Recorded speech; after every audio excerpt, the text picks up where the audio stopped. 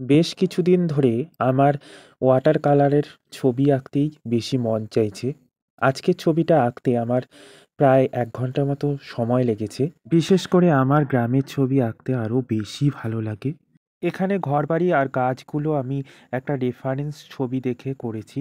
গরু আর ফিগারগুলো আমি নিজের মন থেকেই করেছি।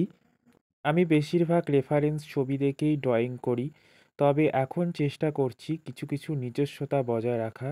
এই ড্রয়িংটা আমি ডোমসের স্কেচবুকের মধ্যে করেছি, আর কালার ইউজ করেছি ক্যামেলের আর্টিস্ট ওয়াটার কালার।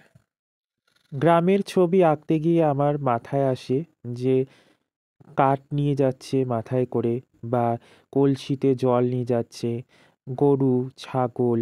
তাই আমি এখানে একটি গরু দিয়েছি। গরুটার সামনে একটা ধামা দিয়েছি যেটার মধ্যে ঘাস দেওয়া আছে। আরেকটা দিয়েছি জলের চারি, যেটা জল খাওয়ার গামলার মতো, সেটা আমরা আগে গরুর চারি বলতাম।